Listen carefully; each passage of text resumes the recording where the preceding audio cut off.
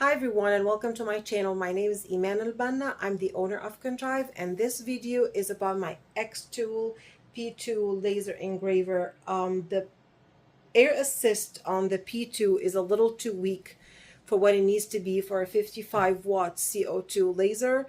And I decided to upgrade it. Unfortunately, there's no straightforward way to do that, so I had to do an air assist bypass, and I want to show you what I did. I did not shoot a video while I was actually doing the bypass, but I'm going to walk you through all the steps I did, and I'm going to try to make it as clear as possible.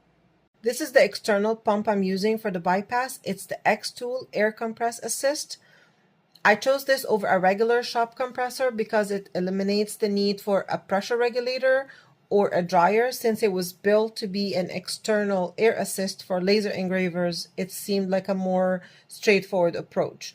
It passes 30 liters of air per minute as opposed to the 15-liter per minute pump that was built into the P2, which actually weakens by time due to the nature of the pump used in the P2 when it was built. It got to the point where I couldn't even feel any air coming out of the nozzle when it was on a low setting. If there's one downside to this setup, I would say is that since the P2 does not have Bluetooth capabilities, it cannot communicate with the air compress assist, which means it has to be controlled manually. I honestly don't mind that at all, taking in consideration the results I've been getting and the difference it made.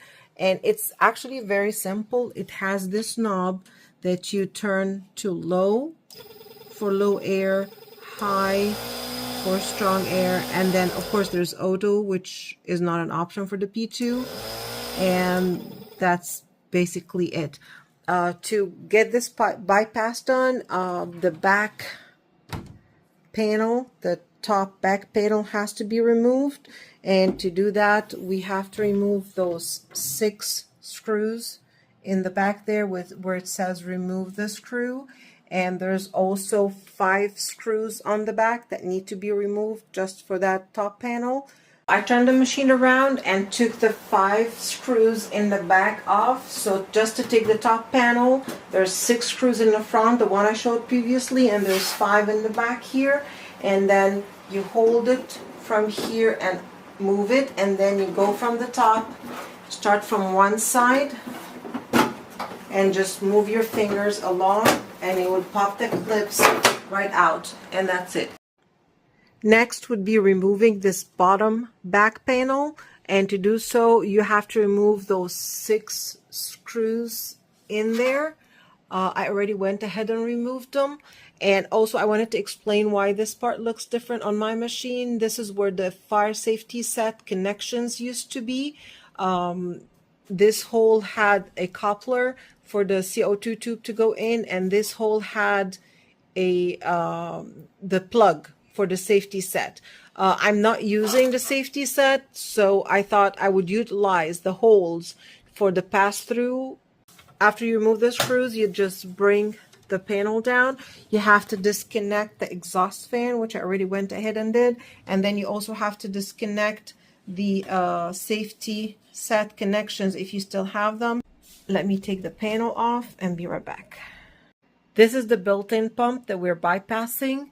2 important notes: do not disconnect the pump or take it out. It has to stay connected to the board, otherwise you're not going to be able to use the machine, as it will throw the pump error and pause all jobs. Second, do not take off that brass nozzle in there, because that will also throw off the pressure, the air pressure, and the board will read that there's something wrong and will still pause all jobs and not allow you to cut until you fix it.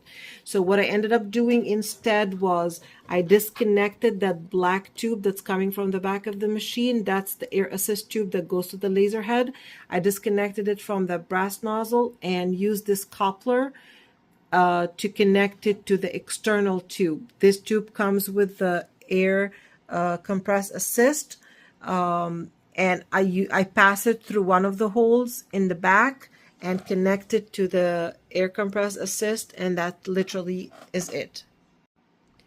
And since I'm not using the safety set, I ended up using the coupler that was installed in the back panel for this bypass.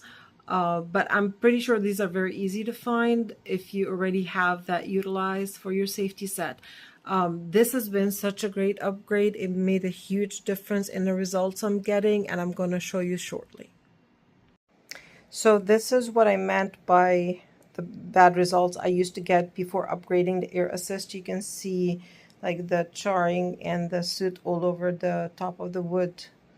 And then this is what I got after upgrading the Air Assist. Perfectly clean top and beautiful brown edges. And the back also is very clean. I just have a couple of flashbacks, but that's from the slat placement. But other than that, I mean, the results or the difference has been amazing. I really hope this was clear enough. If you have any question, please feel free to ask them below, and I'm going to try to answer them to the best of my knowledge. Thanks for watching.